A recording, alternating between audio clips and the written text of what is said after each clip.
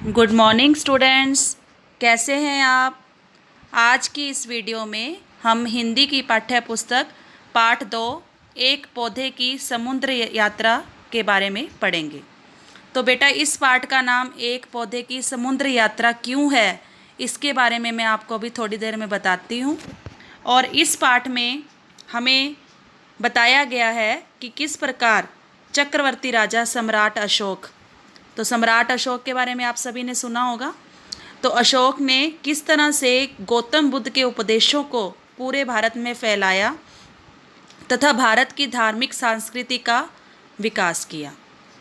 तो बेटा, इसमें बुद्ध के उपदेशों के बारे में बताया गया है और सबसे पहले महाराजा अशोक के जीवन के ऊपर भी प्रकाश डाला गया है कि उनसे क्या गलती हुई थी जिससे प्रेरित होकर उन्होंने बौद्ध धर्म को अपनाया और उसका प्रसार किया। तो आइए बेटा, पाठ पढ़ते हैं। आज से लगभग 2200 वर्ष पुरानी बात है। तो ये बहुत सालों की बात है, प्राचीन भारत की बात है। तब ना हवाई जहाज थे, ना रेल, समुद्र भी पार करना पड़ता तो बड़ी बड़ी नौकाओं से। लोग या तो पैदल यात्रा करते थे या पालकियों में। कुछ लोग घोड़ों पर, कुछ हाथियों पर सवार होकर यात्रा करते थे। तो इन पंक्तियों के माध्यम से बताया गया है कि बेटा, प्राचीन भारत में यातायात के साधन इतने विकसित नहीं थे जो कि अब आधुनिक भारत में हैं। उस समय आज की तरह ना तो हवाई जहाज थे, ना रेलें चलती थी, और समुद्र पार करने के लिए भी नौका का सहारा लिया जाता था। और जो यात्री थे वो या तो पैदल यात्रा करते थे या पालकियों में। पालकी आप समझते हो ना, कि जिसे 3-4 लोग जो है मिलकर उठाते हैं और पालकी के अंदर इंसान बैठता है। तो इस तरह से घोड़ों पर, कुछ हाथियों पर सवार होकर यात्रा करते थे। तो इस तरह से गुजर बसर की जाती थी, इतने विकसित नहीं थे यातायात के साधन। तो उस समय मगध साम्राज्य में सम्राट अशोक राज करते थे। तो बेटा, मगध उसका नाम है जिस जगह पर सम्राट अशोक राज करते थे। तो साम्राज्य क्या होता है? जिसके अधीन कई राज्य हों, मतलब जिसमें बहुत राज्य मिलकर जो है वो एक साम्राज्य बनता है। और सम्राट किसको कहते हैं? जिस राजा के अधीन कई राज्य हों।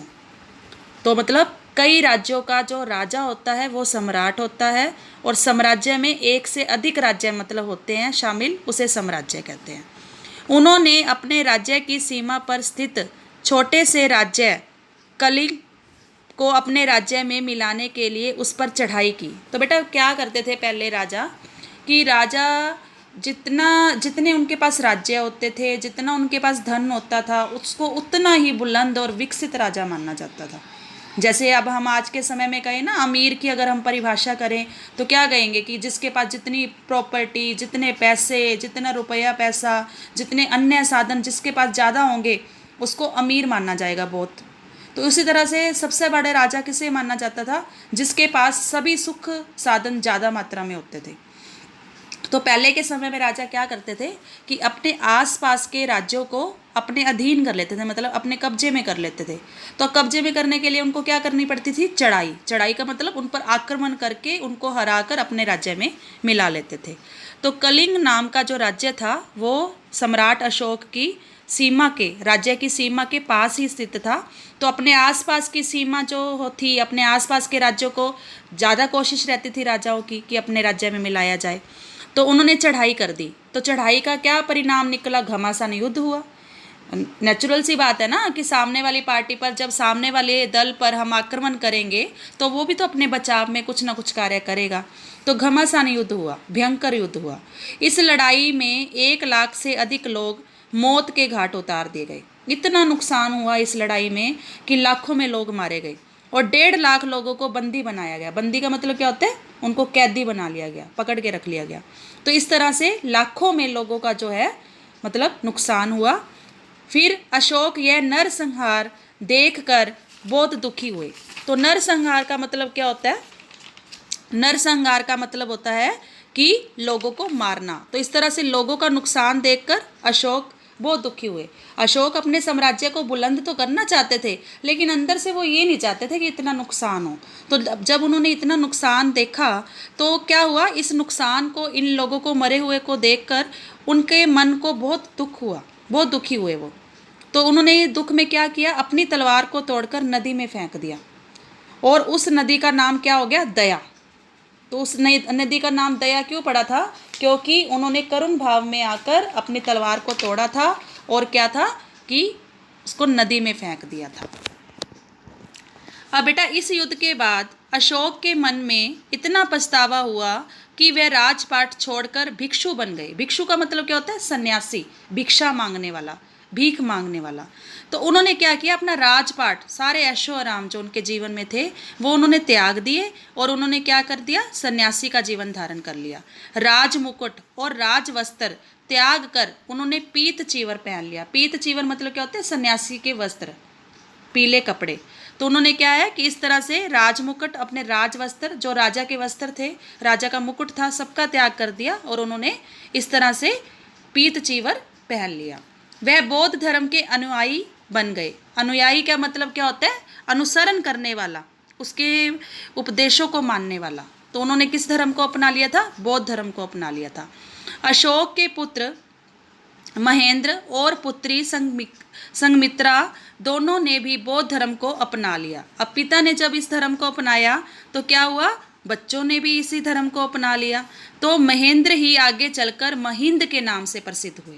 तो महिंद कौन थे बेटे, महिंद राजा सम्राट के अशोक के पुत्र थे, जिनका पहले नाम क्या था, महेंद्र। लेकिन जब उन्होंने बौद्ध धर्म को अपना लिया उनके पुत्र ने, तो उनका नाम क्या हो गया था, महिंद। तो एक दिन अशोक ने दोनों से कहा, जाओ सद्धम्भ का संदेश लेकर भारत के दक्षिण छोर पर पहुंचो, फिर नौका से समुद्र पार कर दक्षिण के अन्य देशों और द्वीपों में पहुंचो। तो बेटा क्या हुआ, एक दिन सम्राट अशोक अपने बच्चों से क्या कहते हैं कि तुम जाओ सद्धम। सद्धम का मतलब क्या होता है, पहले तो उसका शाब्दिक अर्थ करेंगे। सद्धम, सद मतलब सच्चा, धम मतलब धर्म। तो सच्चे धर्म का संदेश लेकर तुम भारत के दक्षिण छोर पर पहुंचो, कि भारत के दक्षिण दिशा में तुम जाओ और वहां पर क्या करो कि नौका से समुद्र पार करके दक्षिण के अन्य देशों और द्वीपों में पहुंचो। मतलब पूरे दक्षिण में, पूरे दक्षिण भारत में तुम महात्मा बुद्ध मतलब गौतम बुद्ध के उपदेशों को फैला दो। तो महिंद ने पूछा, अपने साथ मैं तथागत के कौन से चिन्ह ले जाऊं। तथागत का क्या मतलब होता है, तथागत महात्मा बुद्ध के लिए प्रयोग किया गया है। गौतम बुद्ध को क्या कहते हैं, तथागत। तो महिंद ने पूछा कि अपने साथ मैं तथागत के कौन से चिन्ह ले जाऊं, तो मैं उनकी क्या निशानी लेकर जाऊं। जब मैंने उनके उपदेशों को फैलाना है तो उनकी निशानियां भी तो लोगों को दिखानी होगी ना, तो मैं कौन सी निशानी लेकर जाऊं। तो उन दिनों तक महात्मा बुद्ध की मूर्तियों की पूजा नहीं होती थी। तो जिस समय में ये बात की गई है, जिस समय की ये बात की गई है, उस समय में महात्मा बुद्ध की मूर्तियां नहीं बनी थी, तो उनकी पूजा नहीं होती थी, तो उनके चिन्ह की पूजा होती थी। तो उनकी जो निशानियां होती थी ना महात्मा बुद्ध की, तो उन्हीं की पूजा होती थी। जैसे उनके पैरों के निशान, उनका भिक्षा पात्र जिससे वो भिक्षा लेते थे, या ऐसी ही कोई अन्य वस्तु। तो अशोक ने उनसे कहा, जिस वृक्ष के नीचे बैठकर भगवान बुद्ध ने तपस्या की थी और ज्ञान प्राप्त किया था, उस वृक्ष के से उत्पन्न एक पौधा ले जाओ। अब सम्राट अशोक ने अपने पुत्र को क्या रास्ता सुझाया, उन्होंने ये सजाया कि तुम ऐसे करो कि अगर तुम महात्मा बुद्ध की कोई चिन्ह लेकर जाना चाहते हो तो तुम बोधि वृक्ष, बोधि वृक्ष किसको कहते हैं, जिस वृक्ष के नीचे महात्मा बुद्ध ने अनेकों साल बैठ के तपस्या की थी, वो बोधि वृक्ष के नाम से प्रसिद्ध है। उस वृक्ष का एक पौधा जो है तुम चिन्ह के रूप में ले जाओ।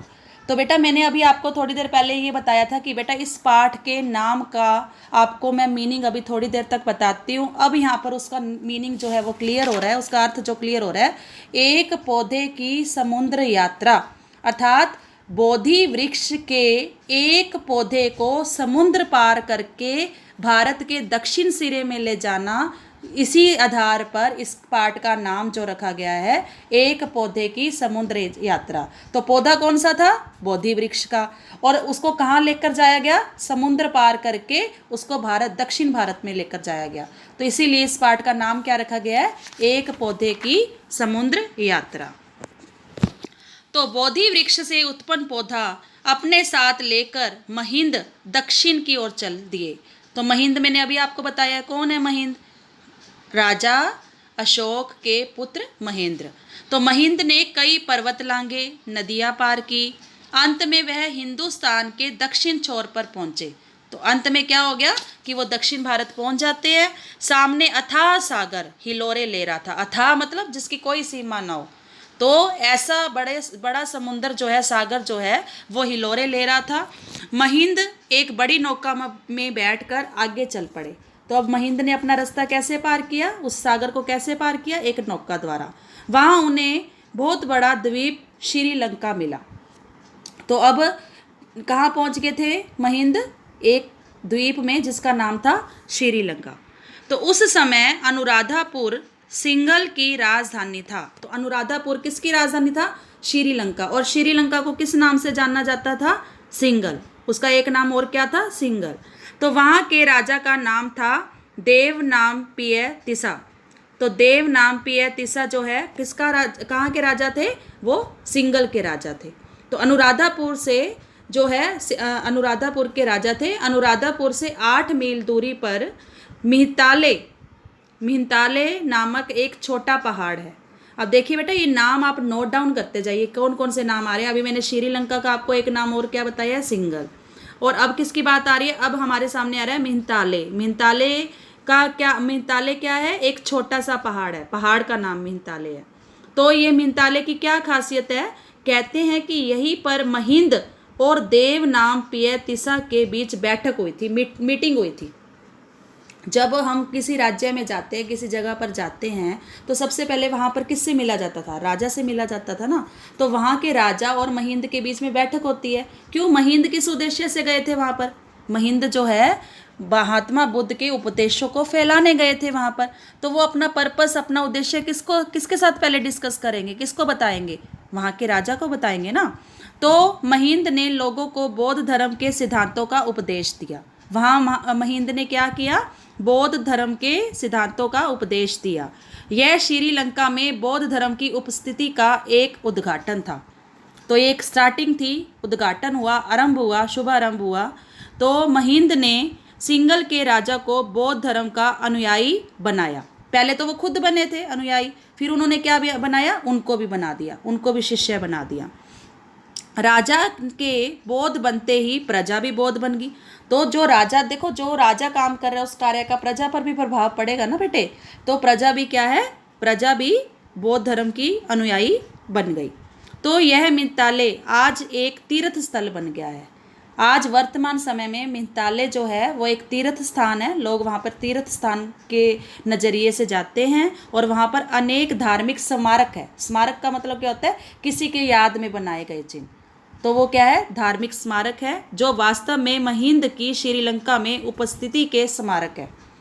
तो ये चीज़ें प्रूफ करती हैं, प्रमाण करती हैं कि उस समय में महिंद जो है वहाँ पर उपस्थित थे, उन्होंने ही बौद्ध धर्म का प्रचार किया था। ठीक है। महिंद सिर्फ पौधा ही नहीं ले गए, उन्होंने बुद्ध के पवित्र अवशेष भी भारत से मंगाए।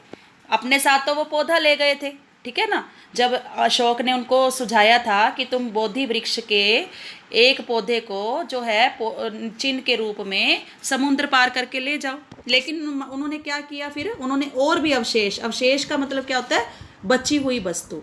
तो वे बड़े बड़े डागोवा जहाँ मंदिरों में रखे गए, जिसे हम आज मंदिर कहते हैं ना, उस समय उसको डागोवा कहते थे। डागोवा की क्या खासियत होती है बेटा, डागोवा में महात्मा बुद्ध के अवशेषों को रखकर उसकी पूजा की जाती है। तो ऐसे स्थान को डागोवा कहा जाता है।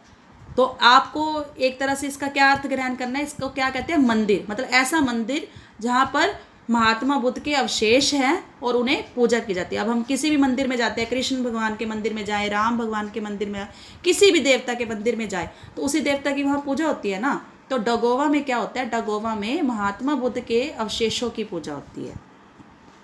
तो बुद्ध का दांत कैंडी के बहुत बड़े मंदिर में रखा गया। तो ये क्या है, ये चीज़ें उनकी निशानियाँ बताई जा रही है कि किस तरह से वहाँ के मंदिरों में रखे गए हैं। धीरे धीरे सिंघल में बौद्ध धर्म जीवन के हर अंग में समा गया। तो धीरे धीरे क्या हुआ कि जो श्रीलंका में बौद्ध धर्म है वो प्रत्येक जीवन के प्रत्येक अंग में समा गया, मतलब चप्पे चप्पे में समा गया। कैसे समा गया?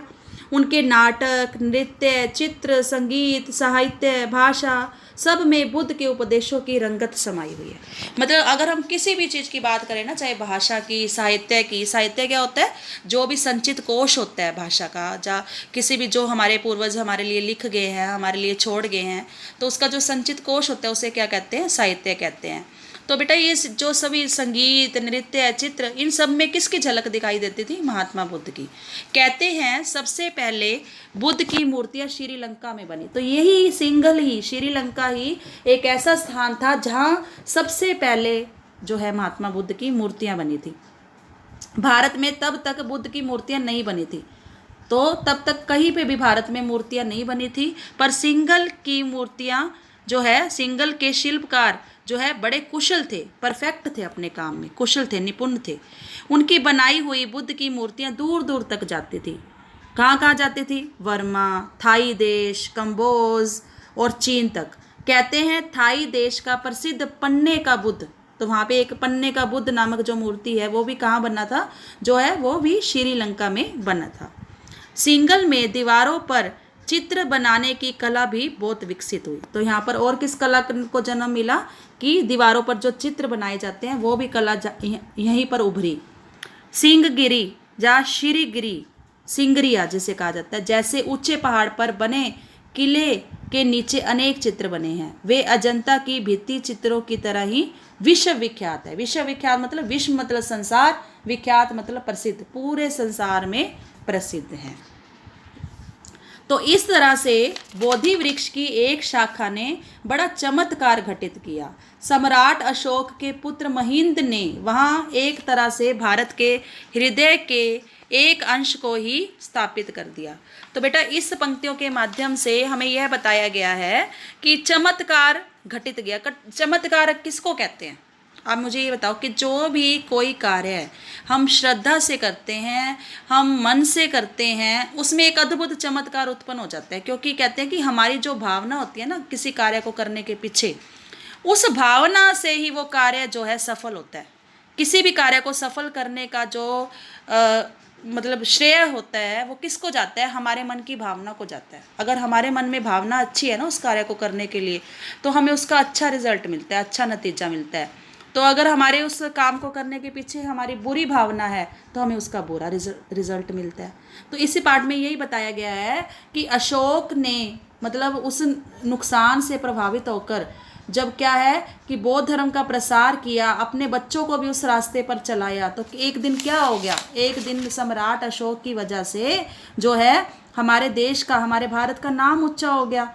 और क्या हो गया? महात्मा बुद्ध का भी नाम कोने कोने तक फैल गया। और उससे क्या हुआ कि हमारी भारतीय धार्मिक संस्कृति को भी क्या है बढ़ावा मिला। तो बेटा आशा है कि आपको यह पाठ बहुत अच्छे से समझ आ गया होगा। तो इसकी जो PDF फाइल है, मतलब स्कैन पेजेस हैं, वो आपको PDF फाइल में भेजी जाएंगी। वो भी आप पाठ पढ़ेंगे अच्छी तरह, इसे दोबारा से पढ़ेंगे और इसके अर्थ को ग्रहण करेंगे और इसके उद्देश्य को भी समझेंगे, ताकि आपको अभ्यास कार्य करने में कोई भी दिक्कत ना हो। धन्यवाद बेटा।